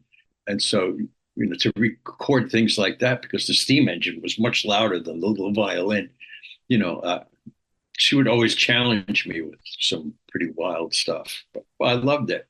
It was fun. Mm-hmm. Unconventional, but very, very innovative. Yeah. So they were working towards a project that was probably similar to what Season of Glass became. Was that kind of the idea for Yoko to have her own album? Oh, yeah. Yeah. I mean, that was John's idea, too, was to have her be able to be recognized as a serious artist on her own, mm-hmm. and make her own records that would be recognized, because the other ones were not big smashes that we did. So that, as he said to me, the next record is with the boys. And since we had spoken about this Ringo album backed by John, Paul, and George, I assumed that when he said the next record that we'll do as a record from the ground up is with the boys. Right. Now, there was also a tour planned. So I think after we finished up what became Milk and Honey, when we finished that, he was planning for touring. In fact, he had already designed what the stage would look like, which was really amazing. He did a lot of drawing anyway. The whole front wall was plastered with his drawings. Was there ideas of the cities they would get? Did they get much further than conceptualization of what a tour, what the stage may look like? It was going to be a world tour to back the record. I'm sure that David Geffen was very happy about that as well. Was the album always going to be called Double Fantasy? Apparently, although when I first got wind of what we were doing, there was that wasn't the title. But shortly after, when I was up at the Dakota, we were getting the thing in motion. It was announced to me that it was called Double Fantasy, based on some flower called Double Fantasy, and that it was also subtitled A Heart Play. I mean, at first, the very beginning, it was just a John album. That was the first thing. But that lasted maybe a day. And then it was a John and Yoko album. So I had both John's 2 cassettes filled with demos and Yoko's reel-to-reels, quite a handful of demos for me to choose from. But when she gave me those tapes, she told me, this is not just a John album. This is the both of us. But there's not the combination of them on the tracks. It's the alternating. Yeah. John Lennon one, Yoko another. So there wasn't a plan for them to collaborate on a single song. No. Hard Times Are Over. I think there's 2 songs that they're both singing on. I was always interested in the story behind. There's 2 songs on the album, Beautiful Boys. Yeah, there's Yoko's retort to they're just gaming and men being boys and childish, whereas Beautiful Boy is specifically about Sean. Yeah. Paul's favorite John song. Oh, it's a gorgeous song. I mean, any father would almost tear up at the sound of that song. Yeah. But Beautiful Boys doesn't sound as much of a retort. It's a perspective, of course, but it doesn't, it's only beautiful. It's not, yeah. No, it's more about John than it is about Sean. Right.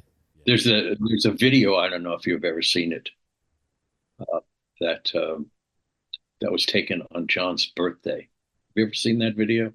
In the studio. I don't think so. I think I've seen pictures of him in the studio on his birthday, but not a video. Yeah, there's a video. Bob Gruen came in and his present to John was a video camera. It was the first one to have a screen that popped out, and that was his present. So he comes in with it. I take the camera away from him, and I'm shooting Bob, and then I give it back to Bob. And John is doing the Playboy interview. And so Bob videos John doing the Playboy interview at the control room board. And in the background, I'm editing all the sounds for Beautiful Boys. And you can hear I'm lifting things from different sound effects I'm putting in. Right. You can hear all that. Well, it's in the video. I understand there's a lot of recording just of the sessions and just the chatter throughout Double Fantasy. Because we had hidden microphones all over the place, which John, on the second day we're recording, I mean, the thing that was always eerie to me was that John wanted he kept it. He had a journal being kept of everything that happened every day, and on top of that, he said to me, it'd be great to record everything that goes on in the studio, but I don't want to know if you hidden microphones anywhere. But I want to be able to. I hid microphones everywhere. I had hidden microphones everywhere. I had to hours and hours and hours of everything that happened. From the second day on, but I never mentioned it to him. And on his birthday, what I had was in another room. I had two what they call transcription tape recorders, which are giant reels that go very slow at 3 3/4. So when you put a reel on, it's going to last hours. And then if that one gave up, it automatically switched to the other one. And then my assistant would go in occasionally and have to change a reel. But usually those two reels would last the whole day. And everything that happened, I mean, I had microphones in the control room. I had microphones in John's little room that he went to. I had microphones in the maintenance room where we used to hide our pizza and cheeseburgers. Because we were on a strict sushi only, a microbiotic sushi only diet. That it didn't last very long, and my wife would go out and get the burgers and the pizza and deliver it. But so every day forward, we recorded, and for his birthday, I had all of that tape up to his birthday in October. I had that all transferred to cassettes, and for his birthday, I gave him cassettes. He was very surprised that I actually had done it. And then I continued to do it after his birthday. And then when we went to Record Plant to do Walking on Thin Ice, I hid the microphones again there. So everything was, and then, bits and bobs of it have come out over the years as I don't know what Yoko called them. And also there was a film made, and that disappeared as well. It was shot on 16 millimeter. Wow. So you have a recording of the last moments when he's getting in the elevator and you're saying, "I'll see you tomorrow." Well, that would have been out in the hallway. So I didn't have microphones there, but the last day of that we worked, I destroyed that tape. Why'd you destroy it? Because John said some things to me that he promised I would never tell anyone. And so I had to keep my word to him and just dumped the reel. Wow. So not even Yoko's heard that? No. Wow. So with all those reels, with the exception of the last day, yeah, what's become of them, or what do you think will become of them? Yoko has them. Wherever she keeps all of the material. I mean, John had a vault at Record Plant, and in that vault there was, countless, hundreds of recordings, including some of the some live 3-tracks. Shea Stadium, for example, was down there, and was the New York Apple, whatever Apple New York. And his personal collection at the memorial service that we had for John, which was just Yoko and I and one assistant that I had. Yoko wanted to just listen to all of this, mostly dialogue and jamming and things that brought him back to us. And so we listened to that she asked me to come in around 11 o'clock at night and to have all this stuff brought up from the vault. And we just sat there and continuously listened to all this material that was in the vault. When was this? Still early December? This was the night after he passed away. Oh my goodness. Okay. This was his service. This was the only memorial service we had for him. And it was just the two of us. 24 hours after the event. 24. Yeah. Okay. So those tapes were brought up. The three of you, Yoko, and your assistant sat and you listened to those tapes probably through the night. We did till about 4 or 5 in the morning. I guess she just wanted to be around the sound of John. Yeah. Okay. Mm-hmm. It was tough. Wow. Was that the only service that there was? That was it. Yeah. That was it. Okay. Yeah. John was already cremated. Okay. So after he left, he got in the elevator, went down. You went back to a session, as I understand. Mm-hmm. And then I guess you got a phone call and. No, my wife came up to tell me. Okay. She came in to tell me what she heard. And we went right to Roosevelt Hospital. I believe shortly thereafter was the day or the day after you had gone on I went on Tom Snyder the next night, and after that we had the service. Oh, okay. Jeez, what a 24 hours. So, Yeah, so you were like the spokesperson, I guess, at that point, kind of. Yeah. Okay. How soon was it after that Yoko came in and started working on music again? Oh, not for some time. Okay. She went in with Phil Spector to mix what was left over, which if John had been alive would have been blasphemy. He hated him. Now I know you and Yoko have had your moments, your challenges, and you've been working together for many years again. Yeah, but at that time she got this assistant, this snake, Sam Havitoy, who convinced her that, I mean, she was already a broken woman. He convinced her that anybody that knew everything about what was going on in their household, in their personal lives, and in the studio would sell them out.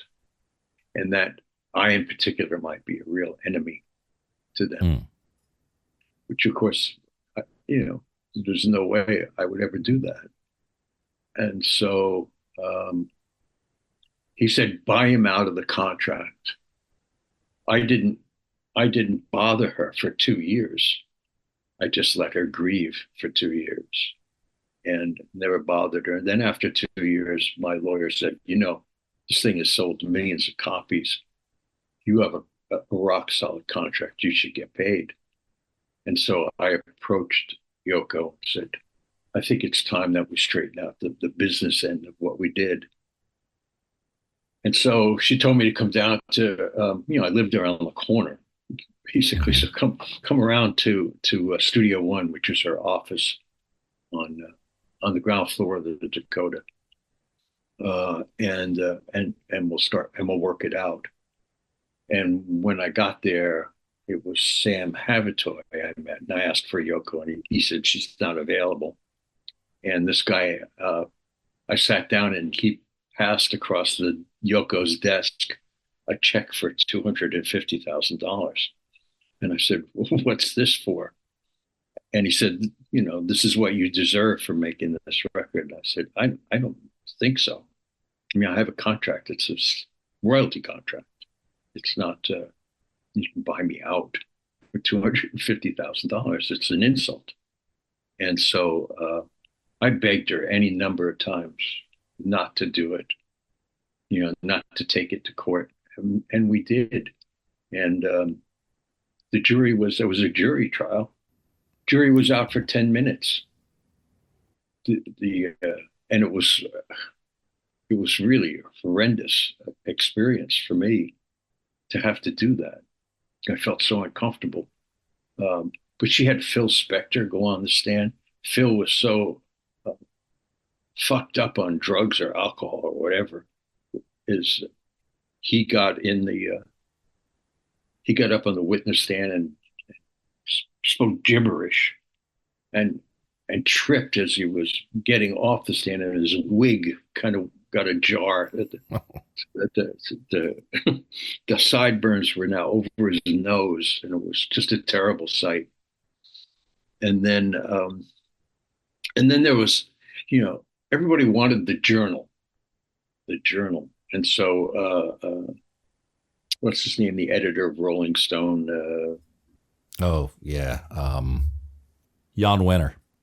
Okay, so Jan, what she did was she promised Jan that she would give him an exclusive to the journal, if he testified on her behalf about me being a nobody. I mean, mind you, I had sold millions of records, produced records that sold millions.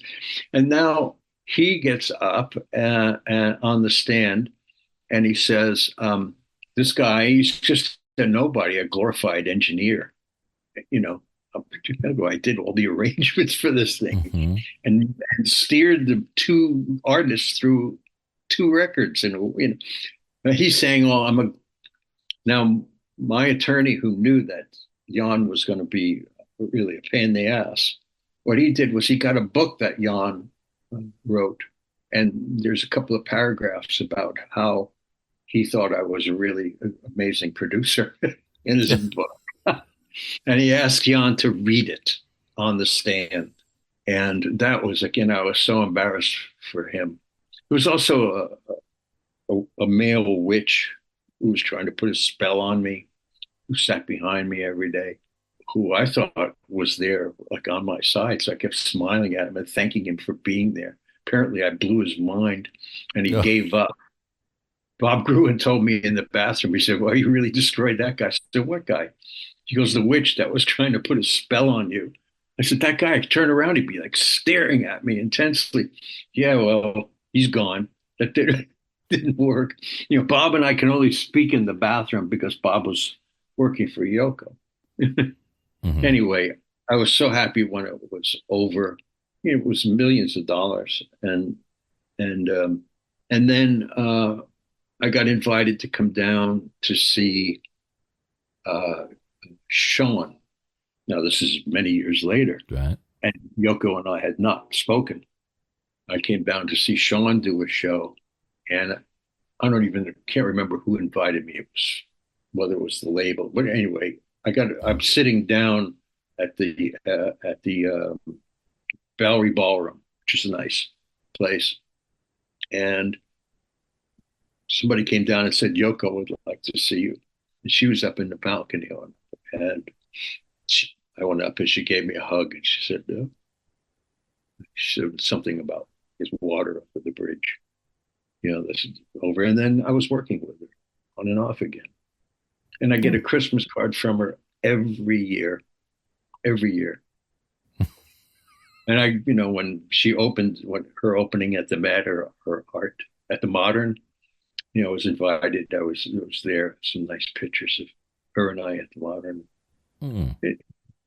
We have a good relationship. And when we did the stripped down version, she wrote some very nice things on the inner sleeve about my relationship with John. And she would come by, you know, to approve about every 3 or 4 days of the work I was doing on. So the history's been corrected in that regard. Yeah, and Sam Havertoy is long gone. Yeah. Snake. Well, and the test of time, you know, you proved you weren't there to sell them out or write a book or anything like that. Yeah. So the 2010 stripped down version went back to the multi-tracks. What was the conversation like to produce that? Why did you feel that version of the album needed to be shared? That was my idea. That was Yoko's idea. But I think stripped down versions were in vogue at that time, around 2010, of other records. And so it seemed like, you know, this is another way to make a few bucks. But I knew that it would be a very interesting project because to hear John sing without the double tracking and, you know, all the overdubs and to insert some of his dialogue, I thought was really a worthy project, and it was really wonderful to do it. You know, I called up Lee DiCarlo, who was the original engineer on it, and he was retired. He was running a string of charter boats, something he always wanted to do. But my main engineer has always been Jay Messina. So I said to Jay, you want to do this? He said, absolutely. And we went to Power Station and locked ourselves in a room and worked on that for weeks. And it was just, but this is funny or strange or ironic. So I had to collect all of those master reels, the multi-tracks from those dates, and transfer them to digital realm, to Pro Tools at the highest possible sampling rate I could get, 192. And I wanted the absolute best A to D converters I could find for this. Of course, the tapes had to be baked, so I would get maybe 10 tapes a day after they were baked. And I said to Jay, do me a favor and find out who's got the best A to D converters in the city. And he called me back a day or so later, and he said Sony Battery by far, because they do so much of that kind of work for the Sony catalog, that they have the best A to D converters.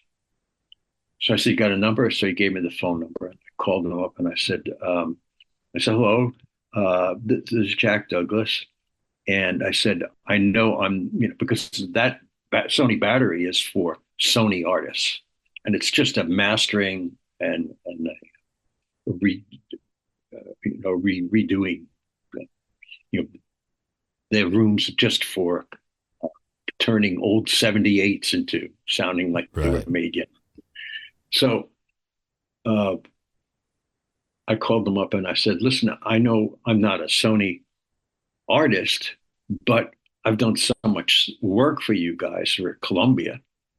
She said, oh, I know exactly who you are. She said, we would welcome you here. What's the project? And I said, I'm going to be transferring all of John Lennon's Double Fantasy to digital. And I understand you have the best converters. And she said, she was hesitant. And she said, you might be a little uncomfortable doing it here. I said, really? Why? Because, she said, well, we're at 321 West 44th Street. Oh, I said, where Record Plant was? She said, yes. I said, I think I could handle going back into where Record Plant was long gone. Going back. She said, no, it's more than that. She said, we're on the 10th floor at Record Plant. I said, oh my. I said, that's really amazing. That's the floor where we last worked. And she said, well, it's even more than that. You would be in the room that you last worked in, and that room hasn't changed. So I was going back to the very same room that I was last time I was there. I was with him. And at first I thought, oh man, this is tough. I mean, I'm listening to the record and we're in the same room.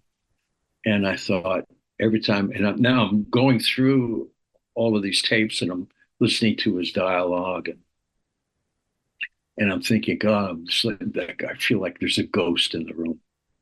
And then suddenly the ghost became very helpful to me, because John would say, in the, him talking to me I'm in the control room, he's in the studio, and we're doing a track, and he's saying to me, I would like to have a sax solo on this tune. I said, okay, we'll get Georgie Young in to do it. He said, I'm going to hum the sax part when we get to where I think the sax solo should be. I said, fine, do it. And so when the sax solo came up, where it would be, he hummed the part. And so on the stripped down version, I just put him in humming the part instead of the sax, which was an overdub. So all these, I found all these clues to things that he was saying. And instead of him being a ghost, he became a conspirator, working with me, showing me where things were, where I might find takes that, he thought were coolest. And it was strange, but quite beautiful. Wow. I imagine there were so many moments you heard on those tapes that you completely forgot happened, but were. Oh, absolutely. Yeah. In recent years, we had the Peter Jackson Get Back series, which I'm sure you saw. We all got a view of watching the Beatles and, of course, John work on music, which I think gave all of us most of us, probably excluding yourself and a handful of others, a very different view than we knew of John. Did that series bring back some moments for you, or do you recognize absolutely. John's working habits in that? Yeah, absolutely. In particular, his humor, Mm-hmm. and the lack of patience, which you sometimes see there. I recognize from my early work with him, like on Imagine, in the early stuff. When I first got to know him, he was very impatient. By the time we got to Double Fantasy, he was just he was a joy to work with, and because I stayed ahead of him most of the time, what we were doing, and I had it planned out, and we had breakfast every morning, so he knew what we were going to do every day, and we stuck to it. He was just a joy to work with. Yeah. He was never bored ever. So, He seemed that was him. Totally, yeah. It seemed he was always creating, and the music was just one fragment of it. And he would write part of the song, and then you could almost see his need to move beyond it and do something different.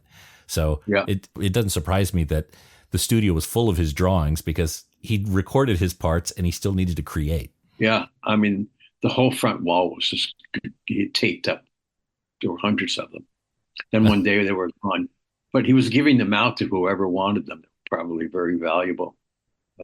I have a few. I gave a few to my friends. He said, "John, can I take this? Take whatever you want." Then one day they were all gone. Do you have any drawings that he made of you? No. The only person that ever drew pictures of me was Ronnie Wood, who was very good.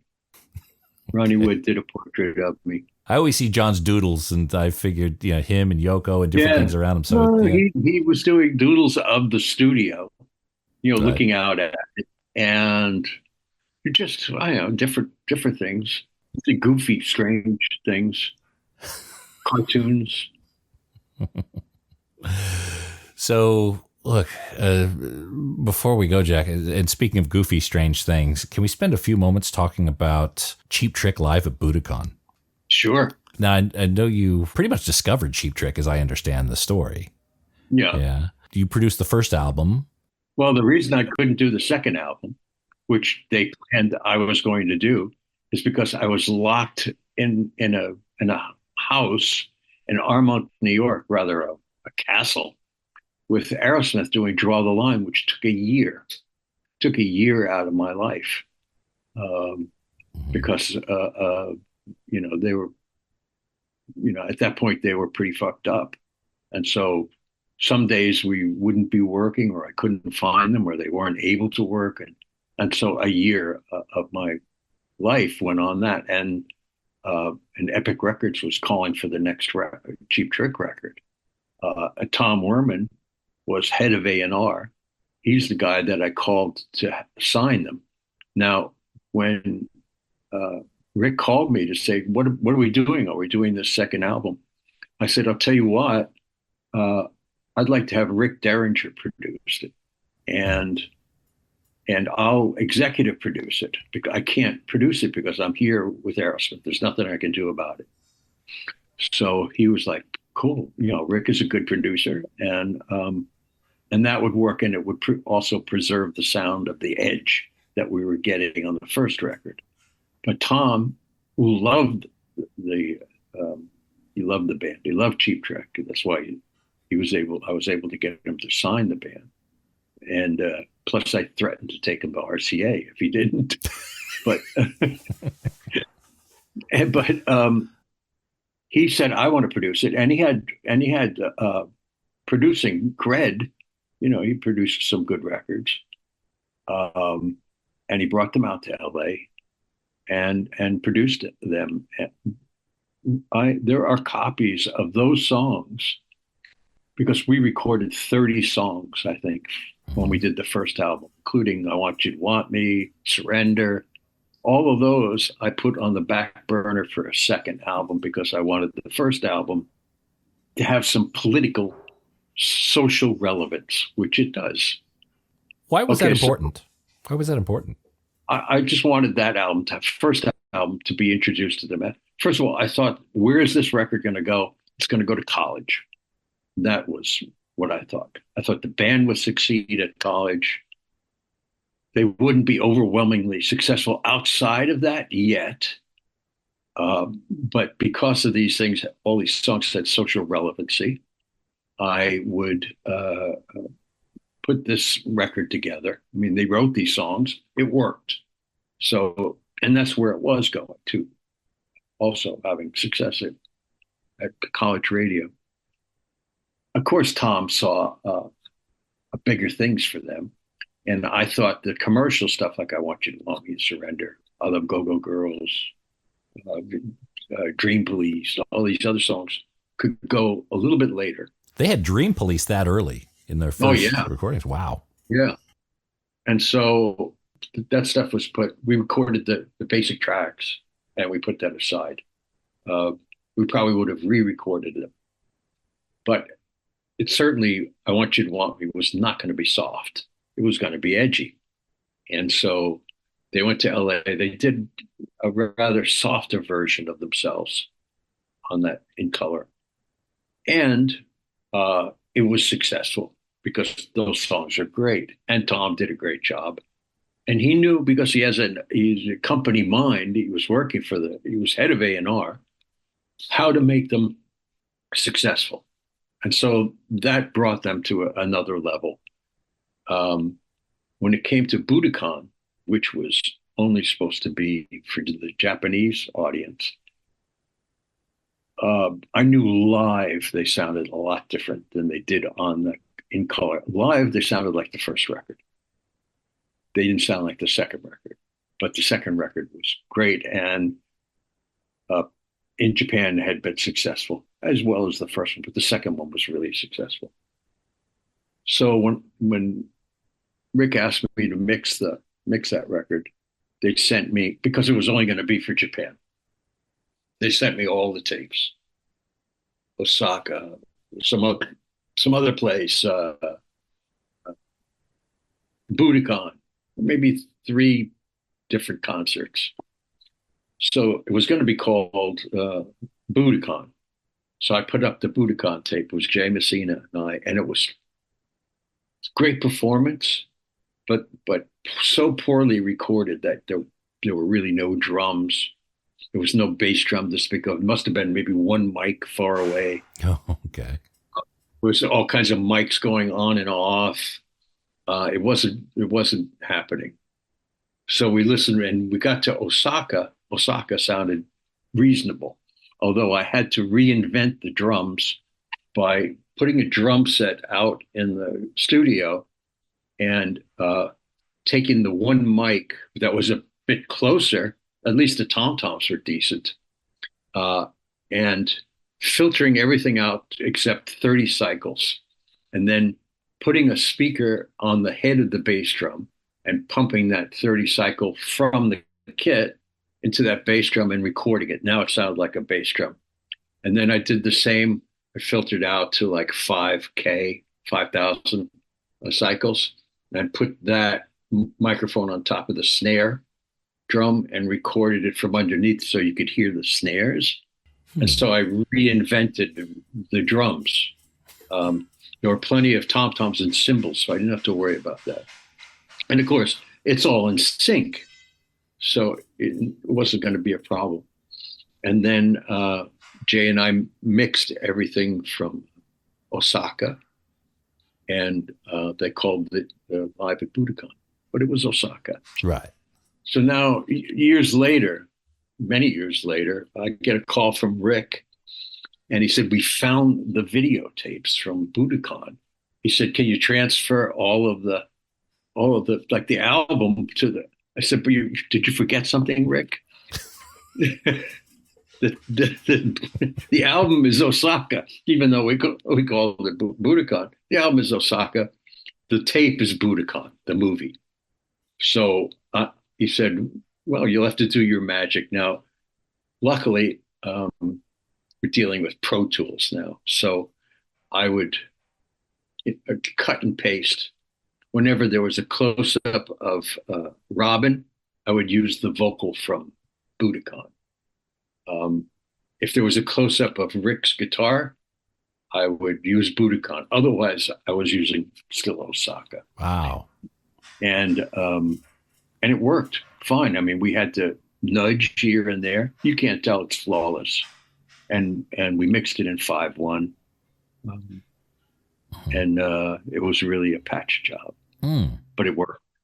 And anyway, the I Want You to Want Me from Budokan, which was edgy and sounded like the band, that was the hit finally. And that put them over the top. In fact, no one expected that thing was going to sell 15 million units or more in America, which it has up to this point. Yeah. 15. As I understand, again, it was meant for a Japan-only release, and then it started coming to the U.S. in imports. That's right. At what moment, I mean, were you in the room, or were you part of the decision to say, you know what, this needs a domestic release, or No, this is a juggernaut? That was totally up to the people at Sony. Okay. But they knew they had a good thing. And when they released I Want You to Want Me, it just zoomed. And it sounds like it's 100% live from what you said. I mean, were there many overdubs at all? No overdubs. No overdubs. Wow. No, I take that back. There was one bass overdub we had to do because the bass crapped out. And we couldn't find another bass even in that section because the other ones were so poorly recorded. It was impossible. So Tom came in. He was maybe in for an hour, and he did. And he he fixed the bass on that, and we matched it up and put it in. That was the only overdub. No other overdubs. It reminds me of when we did the Aerosmith live album, Bootleg, yeah. Where we got to now when we were doing that, Kiss came up, Kiss Alive, and Frampton, yeah. Those were really studio albums with the audience from the live show, and they were flawless and beautiful sounding, and really. So Stephen and I and Joe, we started talking, and we said we should do one that sounds like you're at the show, with hiccups and farts and pimples and whatever happens, songs that are played too fast, but make it sound like if you came to an Aerosmith show. This is what you would sound like it was somebody recording a bootleg of the show. So we sorted through. I went on tour with them for about 2 months with a remote truck.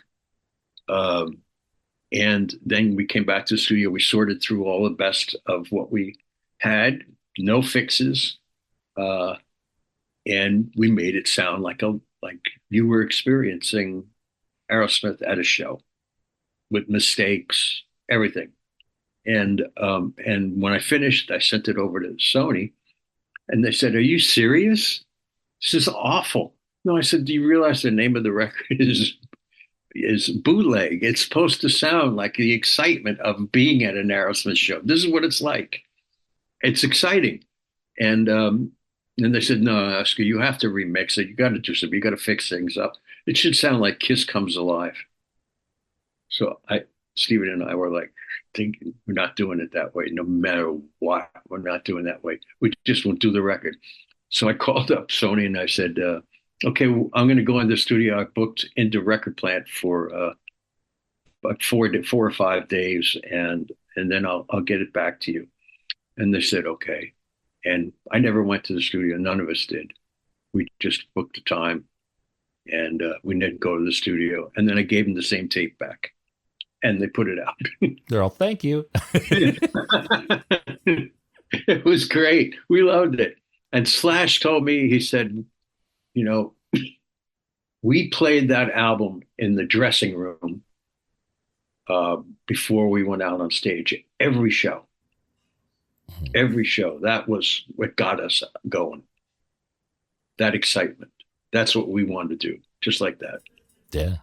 That's a great album. I love how they even leaned into the artwork with the bootleg motif and the coffee cup stain. And and then some of that stuff was from really early that Stephen found some tapes from a club date. I think it was Popcorn. Mother Popcorn. And side 4. Yeah. I remember it well. Yeah. You know what? When I was doing that record, so we were in the truck for a couple months and doing a U.S. tour, and I had that same Sony, the one that I later used with John, my blaster, which I liked. It had a great sound, and we were doing live radio shows from wherever we were. We were, so we'd do one in Detroit and Cleveland. It was a live broadcast, and I would listen while I was mixing for the radio show. I would listen through the radio to the radio show. So I was using the radio compression that they have to my advantage. And that's, and so what happened was there's an amazing amount of real bootlegs that people recorded off of that radio shows all over the country that sound great. They sound really, when I've worked in a studio before, certainly not the scale you have, but we'd always do the car test. Like if you do a mix down and then you run out to your car because you're so used to listening to it there. If it works there, then you got something. Here's where Record Plant went one step further with that. They had a Record Plant radio station. So you could go outside with a radio and actually broadcast. It would broadcast it to your radio with all of the standard, everything that was standard on radio broadcasts, all the limiting and everything else. So you would really hear what it would sound like on radio. Here's the only thing. People would drive by on 44th Street. If they had their radio on a particular place, they could hear what we were doing. They were like, what the fuck is this?